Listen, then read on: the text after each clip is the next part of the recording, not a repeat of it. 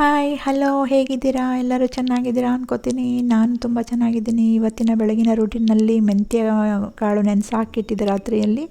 ಬೆಳಗ್ಗೆ ನಾವು ದಿನಾಲೂ ಡೈಲಿ ತಗೊಳ್ತೇವೆ ನಾವು. ಜೊತೆಗೆ ಮತ್ತು ನಾವು ಬಿಸಿನೀರು ಕೂಡ ನಾವು ಯಾವಾಗಲೂ ರೆಗ್ಯುಲರ್ ಆಗಿ ತಗೊಳ್ತೇವೆ. ಇವತ್ತಿನ ಒಂದು ಬ್ರೇಕ್ಫಾಸ್ಟ್ ಮಾಡೋದಕ್ಕೆ ನಿಮಗೆ ನಾನು ಸೆಟ್ ದೋಸೆ ಜೊತೆಗೆ ಒಂದು ನೀವು ಇಂಗ್ರೀಡಿಯೆಂಟ್ಸ್ ಹಾಕಿ ಮಾಡೋದು ತೋರಿಸ್ತಾ ಇದ್ದೇನೆ. ನೀವು ಈ ವಿಡಿಯೋನ ಸ್ಕಿಪ್ ಮಾಡದೆ ಎಲ್ಲೂ ನೋಡ್ಕೋತಾ ಹೋಗ್ರಿ. ಹಾಗೆ ನನ್ನ ವಿಡಿಯೋನ ಚಾನಲನ್ನು ನೀವು ಸಬ್ಸ್ಕ್ರೈಬ್ ಮಾಡಿರಿ, ಲೈಕ್ ಮಾಡಿರಿ, ಶೇರ್ ಮಾಡಿರಿ ಅಂತ ಕೇಳ್ಕೊತಾ, ನೆನ್ನೆ ಮಾಡಿಟ್ಟಿದ್ದ ಇಡ್ಲಿ ಹಿಟ್ಟನ್ನು ನಾನು ಇಡ್ಲಿ ಹಿಟ್ಟು ಮಾಡಿದೆ, ಮಲ್ಲಿಗೆ ಹೂವಿನ ಇಡ್ಲಿ ಹಿಟ್ಟು. ಅದನ್ನು ಇವತ್ತು ನಾನು ಸೆಟ್ ದೋಸೆ ಮಾಡ್ತಾಯಿದ್ದೇನೆ. ಅದಕ್ಕೆ ನಾನು ಯಾವುದೇ ತರಕಾರಿ ಏನು ಹಾಕದೇನೆ ಸಿಂಪಲ್ ಆಗಿರ್ದೇನು ನಾನು ಒಂದು ಬೆಲ್ಲದ ಪುಡಿ ಅಂತ ಸಿಗುತ್ತೆ, ಅದನ್ನು ಹಾಕಿ ಬೇಯಿಸ್ಕೊಳ್ತಾ ಇದ್ದೇನೆ. ಅದನ್ನು ಎರಡೂ ಬದಿಗೆ ಬೇಯಿಸ್ಕೊಂಡ್ಬಿಟ್ಟು ನಾವು ತುಪ್ಪ ಹಾಕಿ ತಿಂದರೆ ತುಂಬ ಚೆನ್ನಾಗಿರುತ್ತೆ. ಡೈಲಿ ನಮಗೆ ದಿನಾಲೂ ಏನಪ್ಪ ಚಟ್ನಿ ಪಲ್ಯ ಇವೆಲ್ಲ ಬೇಕೇ ಬೇಕು ಅಂತ ಮಾಡ್ತಾ ಇರಬೇಕಲ್ವ ಹೆಂಗಸರಿಗೆ. ಇವತ್ತು ಸ್ವಲ್ಪ ಸಿಂಪಲ್ಲಾಗಿ ನಾನು ಬೆಲ್ಲದ ಪುಡಿ ಮತ್ತು ತುಪ್ಪ ಹಾಕಿ ತಿನ್ನೋದು ಮಾಡಿದ್ದೇನೆ. ನೀವು ಒಂದು ಸಲ ಟ್ರೈ ಮಾಡಿ, ಚೆನ್ನಾಗಿರುತ್ತೆ. ಸ್ವಲ್ಪ ಬೇಗನೆ ಇವತ್ತು ಲೇಟಾಗಿ ಎದ್ದಿದ್ದರಿಂದ ನಾನು ಸ್ವಲ್ಪ ಬೇಗನೆ ಮಾಡ್ಕೊಂಡಿದ್ದೇನೆ. ನೀವು ಟ್ರೈ ಮಾಡಿ ನೋಡಿ, ತುಂಬ ಚೆನ್ನಾಗಿರುತ್ತೆ. ಆಮೇಲೆ ನಾನು ಇವತ್ತು ಮಧ್ಯಾಹ್ನದ ಅಡುಗೆಗೂ ನಾನು ಸಹಿತ ಸಿಂಪಲ್ಲಾಗಿ ಅಡುಗೆ ಮಾಡ್ಕೊಂಡಿದ್ದೇನೆ. ಮಜ್ಜಿಗೆ ಸಾರು ಮತ್ತು ಆಲೂ ಮೆಥಿ ಇವತ್ತಿನ ಮಧ್ಯಾಹ್ನದ ಲಂಚಿಗೆ. ನೈಟಿಗೂ ಕೂಡ ಆಗುತ್ತೆ ಡಿನ್ನರಿಗೆ. ಮೊದಲಿಗೆ ನಾನು ಮಧ್ಯಾಹ್ನದಲ್ಲಿ ಅಡುಗೆ ಶುರು ಮಾಡ್ಕೊಳ್ತಾ ಇದ್ದೇನೆ. ಆಲೂ ಮೆಥಿ ಮಾಡಲಿಕ್ಕೆ ರೆಡಿ ಮಾಡ್ತಾಯಿದ್ದೇನೆ. ಬಾಣಲೆಯಲ್ಲಿ ಎಣ್ಣೆ ಹಾಕಿಬಿಟ್ಟು ನಾನು ಸಾಸಿವೆ ಜೀರಿಗೆ ಕಂಪಲ್ಸರಿಯಾಗಿ ಯೂಸ್ ಮಾಡ್ತೇನೆ. ಅದಕ್ಕೆ ನಾನು ಸ್ವಲ್ಪ ಬೆಳ್ಳುಳ್ಳಿ ಎಲ್ಲ ಕಟ್ ಮಾಡಿಬಿಟ್ಟು ಸಣ್ಣದಾಗಿ ಹಾಕ್ಕೊಳ್ತೇನೆ. ಚೆನ್ನಾಗಿ ಫ್ರೈ ಆದಮೇಲೆ ನಾನು ಒಂದು 4 ಒಣ ಮೆಣಸನ್ನು ಹಾಕ್ಕೊಳ್ತೇನೆ. ಆಮೇಲೆ ಸಣ್ಣದಾಗಿ ಕಟ್ ಮಾಡ್ಕೊಂಡಿರೋಂಥ ಈರುಳ್ಳಿಯನ್ನು ಹಾಕೋಣ.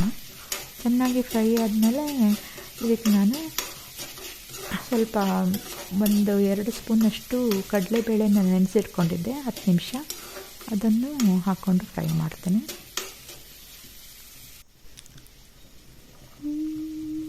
ನಗು ನಗುತ್ತಾ ನಲಿ ನಲಿ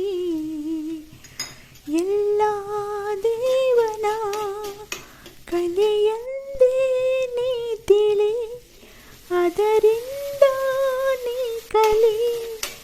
ನಗು ನಗುತ್ತಾ ನಲಿ ನಲಿ ಏನೇ ಆಗಲಿ. ನಗುನಗ್ತಾ ಏನೇ ಆದರೂ ನಾವು ನಗುನಗ್ತಾ ಇರಬೇಕನ್ನೋದೇ ಈ ಹಾಡಿನ ಒಂದು ಅರ್ಥ. ತುಂಬ ಚೆನ್ನಾಗಿ ಹಾಡಿದ್ದಾರೆ ಪಿ.ಬಿ. ಶ್ರೀನಿವಾಸ್ ಅವರು. ಡಾಕ್ಟರ್ ರಾಜ್ಕುಮಾರ್ ಅಭಿನಯದಲ್ಲಿ ನನಗೆ ತುಂಬ ಇಷ್ಟವಾಗಿದ್ದ ಹಾಡು ಇದು.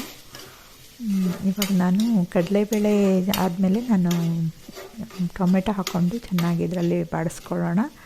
ಆಮೇಲೆ ನಾನು ಮೆಂತ್ಯ ಸೊಪ್ಪನ್ನು ಚೆನ್ನಾಗಿ ತೊಳೆದ್ಬಿಟ್ಟು ಸಣ್ಣದಾಗಿ ಇಟ್ಕೊಂಡಿದ್ದೇನೆ. ಇದನ್ನು ಹಾಕೋಣ. ಆಮೇಲೆ ಇವಾಗ ನಾನು ಉಪ್ಪು ಹಾಕ್ತೇನೆ, ಯಾಕಂದರೆ ಉಪ್ಪು ಇವಾಗ ಹಾಕಿದರೆ ಆಲೂಗಡ್ಡೆ ಹಾಕಿರ್ತೀವಲ್ಲ, ಚೆನ್ನಾಗಿ ಒಂದು ಟೇಸ್ಟ್ ಆಗುತ್ತೆ. ಆಮೇಲೆ ಹಾಕಿದ್ರೆ ಆಲೂಗಡ್ಡೆ ಎಲ್ಲ ಅಷ್ಟು ಚೆನ್ನಾಗಿ ಟೇಸ್ಟ್ ಬರಲ್ಲ. ಇವಾಗ ಹಾಕೋಬೇಕು. ಈಗ ನಾನು ತೊಳೆದಿಟ್ಕೊಂಡಿರೋಂಥ ಮೆಂತ್ಯ ಸೊಪ್ಪು ಹಾಕ್ತೇನೆ. ಮೆಂತ್ಯ ಸೊಪ್ಪು ಹಾಕಿ ಚೆನ್ನಾಗಿ ಇದರಲ್ಲಿ ಬಾಡಿಸ್ಕೋಬೇಕು. ಸ್ವಲ್ಪ ಹೊತ್ತು ಬಿಟ್ಟು ನಾವು ಮುಚ್ಚಿಟ್ಬಿಟ್ಟು ಆಮೇಲೆ ನಾವು ನೋಡ್ಕೊಳ್ಳೋಣ. ಅಲ್ಲಿವರೆಗೆ ನಾನು ಮಜ್ಜಿಗೆ ಸಾರು ಮಾಡ್ಕೊಳ್ತೇನೆ. ನಿಮಗೆ ಈ ವಿಡಿಯೋ ಇಷ್ಟ ಆದರೆ ಸಬ್ಸ್ಕ್ರೈಬ್ ಮಾಡಿರಿ, ನನ್ನ ಚಾನಲ್ಗೆ ಸಪೋರ್ಟ್ ಮಾಡಿ, ನನಗೆ ಲೈಕ್ ಮಾಡಿರಿ, ನಿಮ್ಮ ಮನೆಯಲ್ಲಿ ಅಥವಾ ನಿಮ್ಮ ಫ್ರೆಂಡ್ಸಿಗೆಲ್ಲ ಶೇರ್ ಮಾಡಿ ಅಂತ ನಾನು ಕೇಳ್ಕೊತೇನೆ.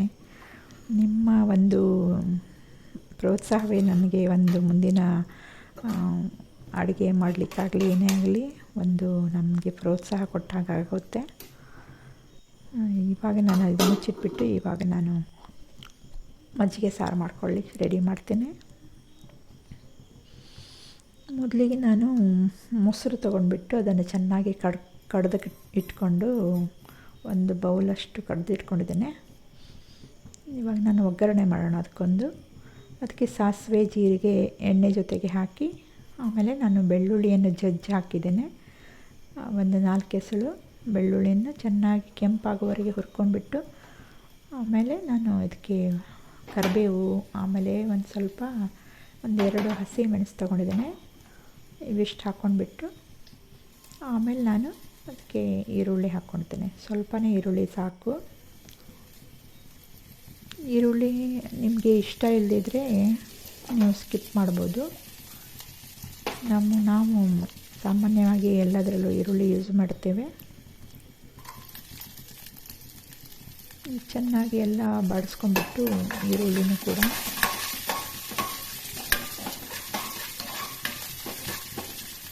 ಮಜ್ಜಿಗೆ ಸಾರು ಮಾಡುವಾಗ ಆಮೇಲೆ ಮಜ್ಜಿಗೆ ಹಾಕಿದ ಮೇಲೆ ನಾವು ಗ್ಯಾಸ್ ಆಫ್ ಮಾಡಿಬಿಡಬೇಕು. ಕುದಿಸ್ಬಾರ್ದು ಮಜ್ಜಿಗೆಯನ್ನು ಕುದಿಸ್ಬಿಟ್ರೆ ಅದು ಮಜ್ಜಿಗೆ ಒಡೆದೋಗ್ಬಿಡುತ್ತೆ. ಅದಕ್ಕೋಸ್ಕರ ನಾವು ಮಜ್ಜಿಗೆ ಆಮೇಲೆ ಹಾಕಿದ್ಮೇಲೆ ನಾವು ಗ್ಯಾಸ್ ಆಫ್ ಮಾಡ್ಕೊಂಡ್ಬಿಟ್ಟೆ ಹಾಕಬೇಕು. ಈರುಳ್ಳಿ ಚೆನ್ನಾಗಿ ಫ್ರೈ ಆದಮೇಲೆ ಮಜ್ಜಿಗೆ ಹಾಕ್ಕೊಳ್ಳೋಣ. ಅದಕ್ಕೆ ನಾವು ಮಜ್ಜಿಗೆ ಹಾಕೋ ಮೊದಲೇ ಸ್ವಲ್ಪ ಅರಿಶಿಣ ಪುಡಿ ಹಾಕ್ಕೊಳ್ತೇನೆ. ಅರಿಶಿಣ ಪುಡಿ ಹಾಕೋದ್ರಿಂದ ನಮ್ಮ ಈ ಮಳೆಗಾಲದ ಸೀಸನ್ನಲ್ಲಿ ಮಜ್ಜಿಗೆ ಸಾರು ಅಂದರೆ ಸ್ವಲ್ಪ ತಂಪು ಅಂತ ಹೇಳಿ ನಾವು ಮಜ್ಜಿಗೆ ಸಾರಿಗೆ ಅರಿಶಿಣ ಪುಡಿ ಹಾಕ್ಕೊಳ್ತೇನೆ. ಅರಿಶಿಣ ಪುಡಿ ಹಾಕೋದ್ರಿಂದ ನಮಗೆ ಯಾವುದೇ ಭಯ ಇಲ್ಲ, ನೆಗಡಿದು ಅದು ಇದು ಅಂತ. ಇದು ಒಳ್ಳೆ ಪ್ಯೂರ್ ಆಗಿರುತ್ತೆ. ನಮ್ಮ ಮನೆಯಲ್ಲೇ ನಾವು ಕುಟ್ಟಿ ಪುಡಿ ಮಾಡಿ ಅಂತ ಅರಿಶಿಣ ಬೆಳೆಸಿದ್ದು ನಾವು. ಇವಾಗ ನಾನು ಮಜ್ಜಿಗೆ ಹಾಕ್ಕೊಳ್ತೇನೆ. ಮಜ್ಜಿಗೆ ಹಾಕಿ ಅದಕ್ಕೆ ನಮಗೆ ಟೇಸ್ಟಿಗೆ ಎಷ್ಟು ಬೇಕೋ ಅಷ್ಟು ನಾವು ಆಮೇಲೆ ಉಪ್ಪು ಹಾಕ್ಕೊಳ್ಳೋಣ. ಈಗ ನಾನು ಪಲ್ಯ ಏನಾಗಿದೆ ನೋಡ್ತೇನೆ. ಪಲ್ಯದಲ್ಲಿ ಇವಾಗೆಲ್ಲ ಚೆನ್ನಾಗಿ ಬೇಯ್ತಾ ಇದೆ, ಅದು ಬೆಂದಿದೆ, ತನ್ನಂತಾನೆ ನೀರು ಬಿಟ್ಕೊಳ್ತದೆ. ಅದು ಸ್ವಲ್ಪ ಉಪ್ಪು ಹಾಕಿದ್ವಲ್ಲ ಮತ್ತು ಸೊಪ್ಪು ಎರಡು ಸೇರಿ ನೀರು ಬಿಟ್ಕೊಂಡಿರ್ತದೆ. ಇವಾಗ ನಾನು ಅದಕ್ಕೆ ಮಸಾಲೆ ಏನೇನು ಬೇಕೋ ಹಾಕ್ಕೊಳ್ಳೋಣ. ಮಜ್ಜಿಗೆ ಸಾರಂತೂ ರೆಡಿ ಆಯಿತು. ತುಂಬ ಚೆನ್ನಾಗಿರ್ತದೆ. ಸಿಂಪಲ್ಲಾಗಿ ಮಜ್ಜಿಗೆ ಸಾರು ಮಾಡೋದು ಹೇಗೆ ಅಂತ ನೋಡಿದ್ರಲ್ಲ. ಈಗ ಪಲ್ಯಕ್ಕೆ ನಾನು ಸ್ವಲ್ಪ ಖಾರದ ಪುಡಿ 1 ಸ್ಪೂನು, ಒಂದು ಅರ್ಧ ಸ್ಪೂನ್ ಧನಿಯಾ ಪುಡಿ, ಸ್ವಲ್ಪ 1/4 ಸ್ಪೂನಷ್ಟು ಗರಂ ಮಸಾಲೆ ಪುಡಿ ಹಾಕಿಬಿಟ್ಟು, ಆಮೇಲೆ ನಾನು 2 ಸ್ಪೂನಷ್ಟು ತೆಂಗಿನಕಾಯಿ ತುರಿಯನ್ನು ಹಾಕ್ತೇನೆ. ತೆಂಗಿನಕಾಯಿ ತುರಿ ಹಾಕೋದ್ರಿಂದ ತುಂಬ ಟೇಸ್ಟಿ ಆಗುತ್ತೆ. ಇದು ಚಪಾತಿ, ರೊಟ್ಟಿ, ಪಲ್ಯ, ರೊಟ್ಟಿಗೆ ಆಮೇಲೆ ಪೂರಿನೂ ಯೂಸ್ ಮಾಡ್ಬೋದು. ಅನ್ನಕ್ಕೆ ಸೈಡ್ ಡಿಶ್ ಆಗಿ ಯೂಸ್ ಮಾಡ್ಬೋದು. ತುಂಬ ಚೆನ್ನಾಗಿರ್ತದೆ. ನೀವು ಒಂದ್ಸಲ ಟ್ರೈ ಮಾಡಿ. ಹೇಗಾಗಿದೆ ಅಂತ ನನಗೆ ಹೇಳಿ ಕಾಮೆಂಟಲ್ಲಿ. ಕಾಮೆಂಟ್ ಬರ್ತಾಯಿಲ್ಲ ನಿಮ್ಮದು, ಯಾರ್ದು ಕಾಮೆಂಟ್ ಮಾಡಿ. ನನಗೆ ನಿಮ್ಮ ಒಂದು ಪ್ರೋತ್ಸಾಹ ನಮಗೆ ಬೇಕು. ನಿಮ್ಮ ಕಾಮೆಂಟಲ್ಲಿ ಹೇಳಿದ್ರೆ ನನಗೆ ಗೊತ್ತಾಗೋದಲ್ವಾ. ಈಗ ನಾನು ಸ್ವಲ್ಪ ಕ್ರೀಮ್ ಹಾಕ್ತೇನೆ. ಕ್ರೀಮ್ ಹಾಕೋದ್ರಿಂದ ಅದು ಪಲ್ಯ ಸ್ವಲ್ಪ ಎಮ್ಮೆ ಆಗಿರುತ್ತೆ, ಚೆನ್ನಾಗಿರುತ್ತೆ ಟೇಸ್ಟಲ್ಲಿ. ಇಲ್ಲದೇ ಇದ್ದವ್ರು ಏನು ಆಪ್ಷನಲ್ ಇದು, ಬೇಕಂತಿಲ್ಲ. ಇಲ್ಲದೇ ಇದ್ದರೆ ಏನು ಬೇಕಂತಿಲ್ಲ, ಹಾಕಲೇಬೇಕಂತಿಲ್ಲ. ಇಲ್ಲಿ ನಾನು ಹಾಕ್ಕೊಂಡಿದ್ದೇನೆ. ನೀವು ಟ್ರೈ ಮಾಡಿ, ಚೆನ್ನಾಗಿರ್ತದೆ.